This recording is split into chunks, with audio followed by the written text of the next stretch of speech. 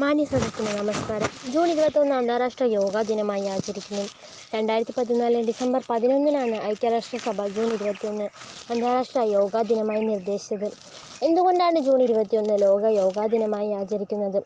ഉത്തരാർദ്ധഗോളത്തിലെ ഏറ്റവും നീളമേറിയ ദിവസമാണ് ജൂൺ 21. ഈ ദിവസത്തിന് ലോകത്തിൻ്റെ പല ഭാഗത്തും പ്രത്യേക പ്രാധാന്യമുണ്ട്. ഭാരതത്തിൻ്റെ പൗരാണിക പാരമ്പര്യത്തിൻ്റെ വിലമതിക്കാനാവാത്ത സംഭാവനയാണ് യോഗ. പാർശ്വഭാരതത്തിലെ മുനിശ്രേഷ്ഠന്മാർ തങ്ങളുടെ വരും തലമുറയുടെ ശാരീരിക മാനസിക ശാന്തിക്ക് വേണ്ടി നൽകിയ മഹാപൈതൃകമാണ് യോഗ. യോഗ കേവലം ഒരു വ്യായാമമല്ല, മറിച്ച് നമ്മളും ലോകവും പ്രകൃതിയും ഒന്നാണെന്ന തിരിച്ചറിവാണ്. നാം ജീവിക്കുന്ന ഈ കാലഘട്ടത്തെ വിവിധതരം മാനസിക ശാരീരിക രോഗങ്ങളാൽ വലയുന്നവരെ എമ്പാടും കാണാൻ സാധിക്കും. ശരീരത്തിനും മനസ്സിനും ചികിത്സ വേണ്ടവർ, വിവിധതരം ജീവിതശൈലി രോഗങ്ങളാൽ വലയുന്നവർ, ഏകാഗ്രത നഷ്ടപ്പെട്ടവർ തുടങ്ങി അനേകം പ്രശ്നങ്ങൾ നമ്മെ ഓരോരുത്തരെയും വീർപ്പുമുട്ടിക്കുന്നു. രോഗശാന്തിക്കും ആരോഗ്യ പരിപാലനത്തിനും യോഗാഭ്യാസത്തിനുള്ള കഴിവിനെ ആധുനിക വൈദ്യശാസ്ത്രം അംഗീകരിച്ചു കഴിഞ്ഞു. യോഗാസനങ്ങളും നിത്യവും അഭ്യസിക്കുന്ന ഒരാൾക്ക് മനസ്സിനെ നിയന്ത്രിക്കാനും ഏകാഗ്രമാക്കാനും കഴിയുന്നു. നമ്മുടെ പൂർവ്വ മുനിവര്യന്മാർ എല്ലാവരും തന്നെ സൽഗുണസമ്പന്നരും ദീർഘായുസ്സുള്ളവരുമാകാൻ കാരണം ഈ യോഗാഭ്യാസത്തിൻ്റെ തൻ്റെ ഉള്ളിലുള്ള കഴിവിനെ കണ്ടെത്താനും വികസിപ്പിക്കാനും ഈ യോഗയിലൂടെ കഴിയുന്നു. ശരീരം ആദ്യം ഖലു ധർമ്മ സാധനായ എന്നാണ് ആചാര്യവചനം. മനസ്സിനെ മനസ്സുകൊണ്ട് കീഴടക്കാൻ പ്രയാസമാണെന്നും അഭ്യാസം കൊണ്ടും വൈരാഗ്യം കൊണ്ടും കീഴടക്കാമെന്നും ശാന്തമാക്കാമെന്നും പറയുന്നു. നിസ്സാര കാര്യങ്ങൾക്ക് പോലും ആത്മഹത്യയും കൊലപാതകവും വർദ്ധിക്കുന്ന ഈ കാലത്ത് മനുഷ്യ മനസ്സിൻ്റെ ആരോഗ്യത്തെക്കുറിച്ച് ചിന്തിക്കേണ്ടിയിരിക്കുന്നു. വിവിധതരം വ്യായാമങ്ങളിലൂടെയും ഫിറ്റ്നസ് ട്രീറ്റ്മെൻറ്റുകളിലൂടെയും രോഗപ്രതിരോധ മാർഗങ്ങളിലൂടെയും ശരീരത്തെ ആരോഗ്യപ്രദമായി നിലനിർത്തുന്ന നാം മാനസികാരോഗ്യത്തിന് ഒരു പ്രാധാന്യവും കൊടുക്കുന്നില്ല എന്നത് വളരെ ഖേദകരമാണ്. സത്യം, കാരുണ്യം, ദയ, ദീനാനുകമ്പ തുടങ്ങിയ സൽഗുണങ്ങൾ മനുഷ്യന് നഷ്ടമായി കൊണ്ടിരിക്കുന്നു. മനുഷ്യനിൽ നിന്ന് മനുഷ്യത്വം അകന്നുപോയിരിക്കുന്നു. മനുഷ്യജീവിതത്തിന് സംഭവിച്ച ഈ അധഃപതനത്തിന് കാരണം അവൻ്റെ വ്യായാമമില്ലായ്മയും പ്രകൃതിയിൽ നിന്നും അകന്നുള്ള ജീവിത രീതികളുമാണ്. യോഗാസനങ്ങളും പ്രാണായാമങ്ങളും നമ്മുടെ ജീവിത രീതിയുടെ ഭാഗമാക്കണം. അത് മനസ്സിനും ശരീരത്തിനും സ്വസ്ഥതയും സമാധാനവും പ്രദാനം ചെയ്യുന്നു. പ്രക്ഷുബ്ധ മനസ്സുകളെ ശാന്തമാക്കാൻ നമ്മുടെ സ്കൂളുകളിലും സ്ഥാപനങ്ങളിലും ദിവസം അരമണിക്കൂറെങ്കിലും യോഗാസനങ്ങൾക്ക് മാറ്റിവെച്ചാലുള്ള ഗുണം വളരെ അധികമാണ്. മദ്യം, മയക്കുമരുന്ന് എന്നീ ലഹരികൾക്ക് അടിമയാകുന്നവരും മൊബൈൽ, ഇൻ്റർനെറ്റ് തുടങ്ങിയ വലക്കണ്ണികളിൽ കുടുങ്ങി ജീവിതം നശിപ്പിക്കുന്നവർക്കും ജീവിതത്തിൻ്റെ പ്രതിസന്ധികളിൽ പതറിപ്പോകുന്നവർക്കും ഒരു സാന്ത്വനമാണ് യോഗാ പരിശീലനം. അതിൻ്റെ പ്രാധാന്യം മനസ്സിലാക്കിക്കൊണ്ടും മനുഷ്യകുലത്തിന് ഏറ്റവും അത്യന്താപേക്ഷിതമാണെന്ന് തിരിച്ചറിഞ്ഞുകൊണ്ടുമാണ് യുവൻ ഭാരതത്തിൻ്റെ സംഭാവനയായ ഈ മഹാചര്യയെ ലോകത്തിനു മുഴുവൻ പരിചയപ്പെടുത്തുവാൻ ജൂൺ 21 ലോക യോഗാ ദിനമായി ആചരിക്കുന്നത്. ഭാരതത്തിൻ്റെ എക്കാലത്തെയും പ്രാർത്ഥനയും അതായിരുന്നല്ലോ, ലോക സമസ്ത സുഖിനോ ഭവന്തു. പ്രിയപ്പെട്ട കുട്ടികളെ, ജൂൺ 21 അന്താരാഷ്ട്ര യോഗ ദിനമാണ്. ഐക്യരാഷ്ട്ര സംഘടന ലോകത്ത് പല ദിവസങ്ങളും പല പ്രത്യേക പ്രാധാന്യത്തോടുകൂടി ദിനങ്ങളായിട്ട് ആചരിക്കാറുണ്ട്. അങ്ങനെ ഈ ജൂൺ 21 അഖില ലോക യോഗാ ദിനം ആയിട്ടാണ് ഇപ്പോൾ ഐക്യരാഷ്ട്രസഭ പ്രഖ്യാപിച്ചിട്ടുള്ളത്. ഇത് 2015 ജൂൺ 21 മുതലാണ് ആചരിക്കാൻ ആരംഭിച്ചത്. 2014 നമ്മൾ ഇന്ത്യ ഗവൺമെൻറ് ഇതിനു വേണ്ട അപേക്ഷയും മറ്റും UN സമർപ്പിക്കുകയും അതിന് ഫലമായിട്ട് 2015 അത് നടപ്പിലാവുകയും ചെയ്തു. ഇന്ന് ലോകമൊട്ടുക്ക് യോഗ ഇന്ന് പ്രാക്ടീസ് ചെയ്യുകയോ അതിൻ്റെ പ്രചാരം നടക്കുകയോ ചെയ്യുന്നുണ്ട്. ഭാരതത്തിൻ്റെ തനതായിട്ടുള്ളൊരു ശാരീരിക മാനസിക മെച്ചത്തിന് വേണ്ടിയിട്ടുള്ള ഒരു പദ്ധതിയാണ് യോഗ.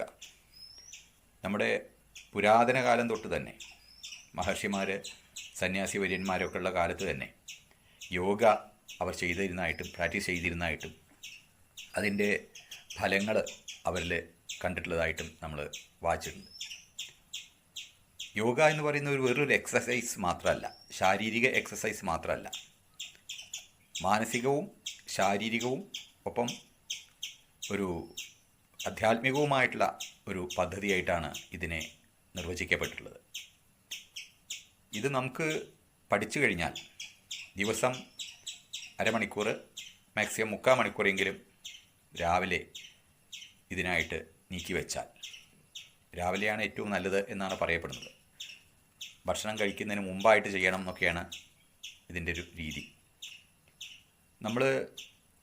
പക്ഷേ നമ്മൾ പുസ്തകങ്ങൾ ധാരാളമായിട്ട് ഇതിനെപ്പറ്റി വായിക്കാൻ കിട്ടും. പക്ഷേ പുസ്തകങ്ങൾ വായിച്ച് മനസ്സിലാക്കാൻ നല്ലതാണ്. പക്ഷേ നമ്മളിത് സ്വയം ജീവിതത്തിൽ പകർത്തുമ്പോൾ അല്ലെങ്കിൽ പ്രാക്ടീസ് ചെയ്യുമ്പോൾ ഒരു പുസ്തകത്തിൽ നിന്ന് മാത്രമായിട്ട് ചെയ്യുന്നതായിരിക്കില്ല നല്ലത്. അത് ഏതെങ്കിലും നല്ല ഒരു യോഗ മാസ്റ്ററുടെ കീഴിൽ അഭ്യസിച്ചതിന് ശേഷമായിരിക്കണം നമ്മൾ സ്വന്തമായിട്ടത് ചെയ്യാൻ തുടങ്ങുന്നത്. അത് സത്യത്തിൽ അത് ചെയ്തു കഴിഞ്ഞാൽ മാനസികമായിട്ട് നല്ല ഒരു ഉണർവ്, ശാരീരികമായിട്ടും നല്ലൊരു ഉണർവ്, ഒരു സൗഖ്യം അനുഭവപ്പെടും. എനിക്ക് പരിചയമുള്ള പലരും ഈ യോഗ നിത്യേന ചെയ്യുന്ന ആൾക്കാരുണ്ട്. അവർക്കൊക്കെ അതിൻ്റേതായിട്ടുള്ള മെച്ചം ഉണ്ടെന്ന് അവർ അവകാശപ്പെടാറുണ്ട്. ഞാനും കുറച്ചു കാലം അത് നോക്കി. പിന്നീട് ചില പ്രശ്നങ്ങൾ, ശാരീരികമായിട്ടുള്ള വേറെ ചില പ്രശ്നങ്ങൾ വന്നപ്പോൾ അതിന് തുടരാൻ കഴിഞ്ഞില്ല. ചെയ്യുമ്പോൾ തീർച്ചയായിട്ടും അതിന് അതിൻ്റേതായിട്ടുള്ളൊരു സുഖം ഉണ്ടായിരുന്നു. അത് നമ്മൾ മാത്രമല്ല, നമ്മളിപ്പോൾ ഈ ജിംനാസ്റ്റിക്സിലൊക്കെ പോകുമ്പോൾ ശരീരത്തിൻ്റേതിന് വേണ്ടി ഒരുപാട് ഉപകരണങ്ങളും ഒക്കെ വേണം. ഇത് അത്തരത്തിലുള്ള ഉപകരണങ്ങളൊന്നും ആവശ്യമില്ല. നമ്മുടെ വീട്ടിനകത്ത് ഏതെങ്കിലും ഒഴിഞ്ഞ മൂലയിൽ ഒരു പായ മാത്രം മതി. അവിടെ ഇരുന്നു കൊണ്ടും കിടന്നുകൊണ്ടും നിന്നുകൊണ്ടും ചെയ്യാനുള്ള കുറേ പോസ്റ്റേഴ്സ് അല്ലെങ്കിൽ അഭ്യാസങ്ങൾ ആണ് ഇതിൻ്റെ ഭാഗമായിട്ട്. യോഗാസനങ്ങൾ എന്നാണ് നമ്മൾ പറയുക. അപ്പോൾ അത് നമ്മൾ പ്രാക്ടീസ് ചെയ്യുകയാണെങ്കിൽ നമ്മുടെ ശരീരത്തിനും മനസ്സിനും വല്ലാത്തൊരു ഉണർവ് ഉണ്ടാവും. നമ്മൾ കഥകളിലൊക്കെ ധാരാളം, ഉത്തരേന്ത്യയിലൊക്കെ ഹിമാലയ സാനുക്കളിലൊക്കെ ഇത് പ്രാക്ടീസ് ചെയ്യുന്ന പലരെ പറ്റിയിട്ടും കേട്ടിട്ടുണ്ട്. അവരൊന്നും ഇത് പ്രചരിപ്പിക്കാനായിട്ട് നടക്കുന്നില്ലെങ്കിലും അവർ ചില അനുഭവ കഥകളൊക്കെ കേൾക്കുമ്പോൾ ഇത് അപാരമായിട്ടുള്ള സാധ്യതകളുള്ള ഒരു പദ്ധതിയാണ് യോഗ. ഇന്ത്യയുടെ മാത്രമായിട്ടുള്ള ഒരു പദ്ധതിയാണ് എന്നുള്ളത് നമുക്ക് അഭിമാനിക്കാവുന്നതാണ്. ഇന്ന് ഇന്ത്യയിൽ മാത്രമല്ല, ലോകമൊട്ടുക്ക് വിദേശികളുടെ ഇടയിലപ്പോൾ ധാരാളമായിട്ട് ഇത് പ്രാക്ടീസ് ചെയ്യുന്നവരുണ്ട്. അത് നമ്മുടെ രാജ്യത്തും പ്രചാരത്തിലെത്തിക്കാൻ വേണ്ടിയാണ് നമ്മൾ ഇന്ന് സ്കൂളുകളിലടക്കം, എല്ലാ സ്കൂളുകളിലും ഈ കോവിഡ് കാലമായതുകൊണ്ട് നമുക്ക് ഇങ്ങനെ ഓൺലൈനായിട്ട് ചെയ്യാൻ പറ്റുള്ളൂ. അല്ലെങ്കിൽ നേരിട്ട് തന്നെ ഡെമോൺസ്ട്രേഷൻ അടക്കം നമുക്ക് നടത്താൻ പറ്റാറുണ്ട്. ചില കൊല്ലങ്ങളൊക്കെ നമ്മൾ ഡെമോൺസ്ട്രേഷൻ അടക്കം നടത്തിയിട്ടുണ്ട്. ഇതിൻ്റെ പ്രാധാന്യം നമ്മൾ കുട്ടികളുടെ അടുക്ക് എത്തണം. അത് കുട്ടികൾക്ക് കുറേ പേർക്കെങ്കിലും താല്പര്യം ഉണ്ടാവാനും അത് അവർ പ്രാക്ടീസ് ചെയ്യാനും സാധിക്കുകയാണെങ്കിൽ അത് എല്ലാവർക്കും ഗുണകരമായിട്ടുള്ളൊരു കാര്യമാണ്.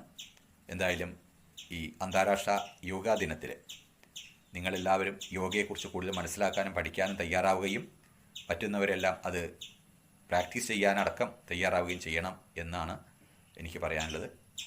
ഈ നല്ല ഒരു ദിവസം നിങ്ങൾക്കെല്ലാവർക്കും സൗഖ്യമുണ്ടാവട്ടെ, മാനസികവും ശാരീരികവുമായിട്ടുള്ള സൗഖ്യമുണ്ടാവട്ടെ എന്ന് ആശംസിച്ചുകൊണ്ട് നിർത്തുന്നു. നന്ദി, നമസ്കാരം.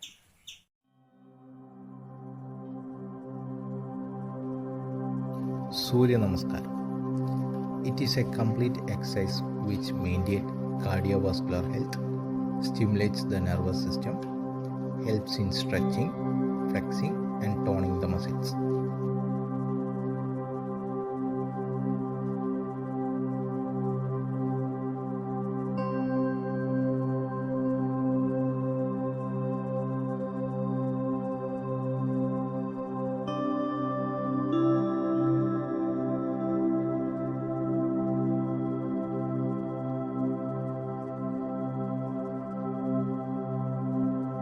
Ardha Chakrasana. It is extremely effective at reducing thigh and stomach fat. It helps improve your lung capacity. It helps back and spine muscles in many ways. This asana is also helpful for controlling high blood sugar levels.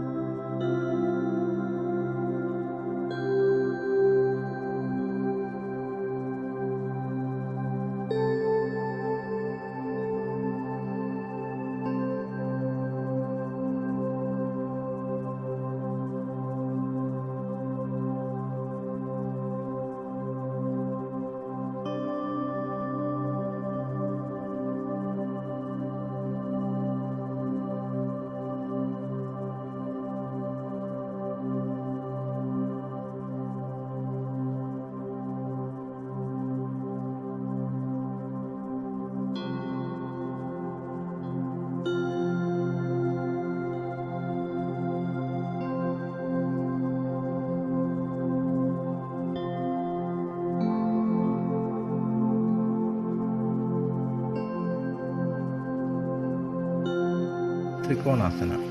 It increases stability and activates your core muscles. It also helps in balance and stability and stretches and lengthens the spine.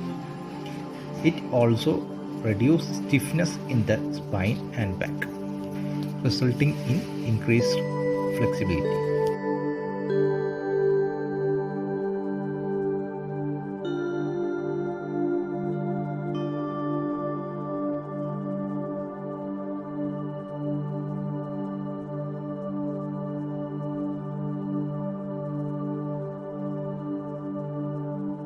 Vajrasana. It helps keeping the mind calm and stable. It cures digestive acidity and gas formation. It helps to relieve knee pain and it strengthens thigh muscles.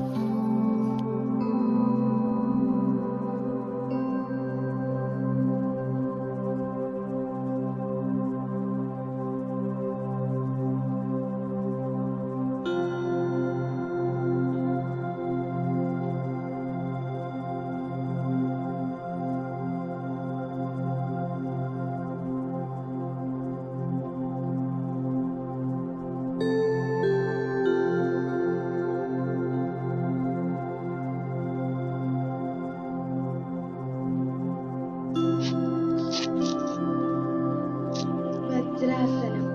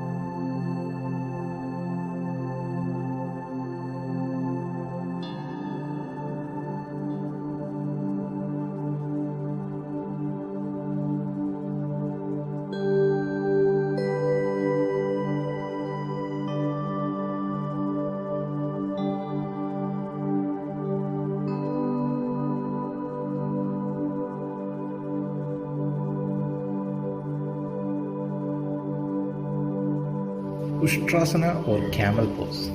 It reduces fat on thighs, opens up the hips, stretching deep hip flexors.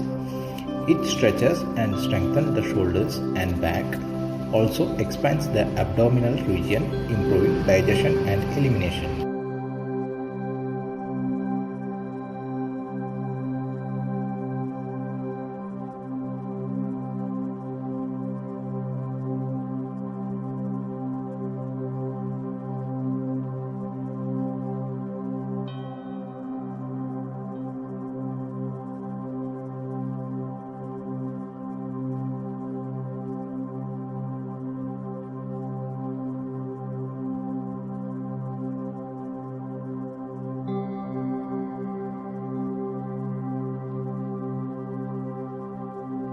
Vakrasana.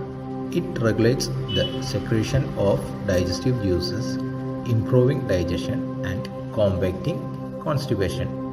It also massages the abdominal organs and helps reducing belly fat and makes the spine flexible.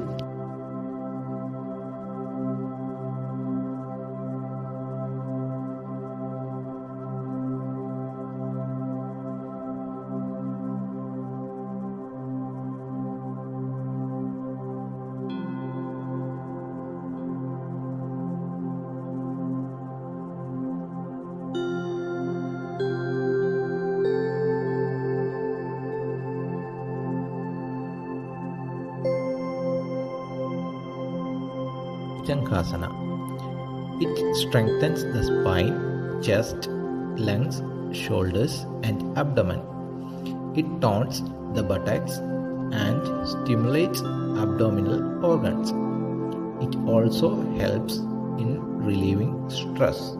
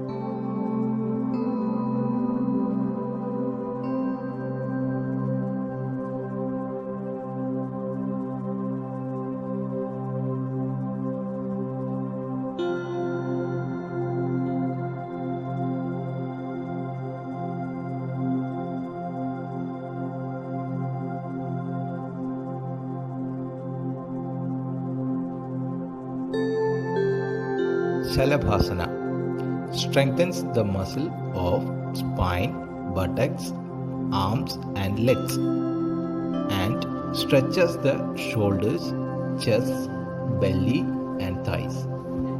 It also improves posture by stimulating the abdominal organs.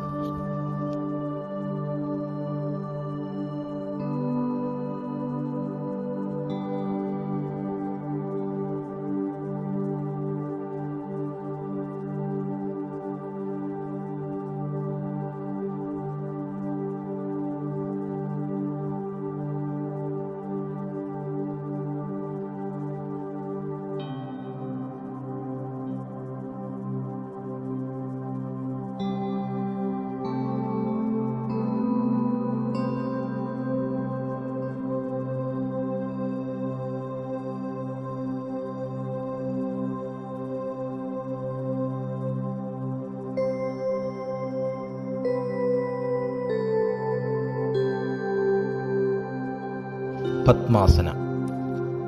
This asana opens up the hips and stretches the ankles and knees. It calms the brain and increases awareness and attentiveness.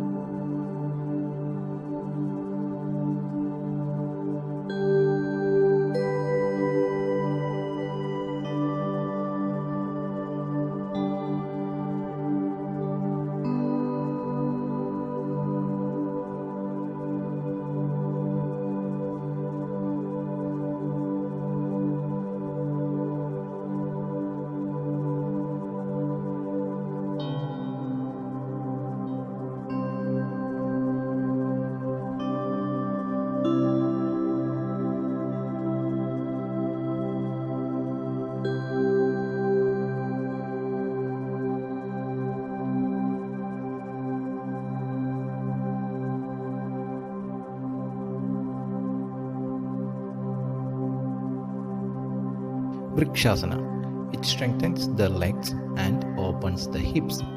It improves your neuromuscular coordination and helps with balance and endurance. It improves alertness and concentration.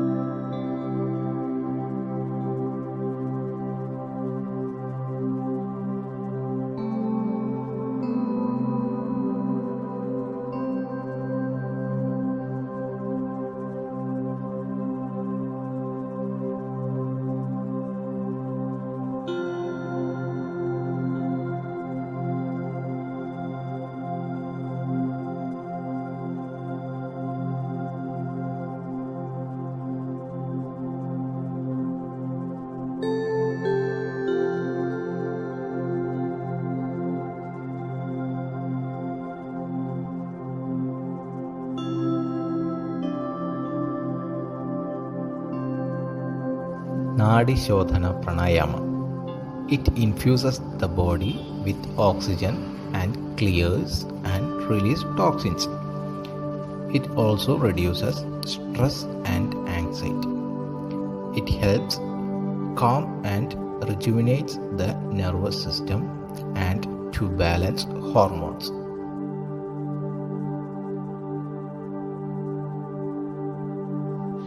നാഡീ ശോധന പ്രാണായാമം.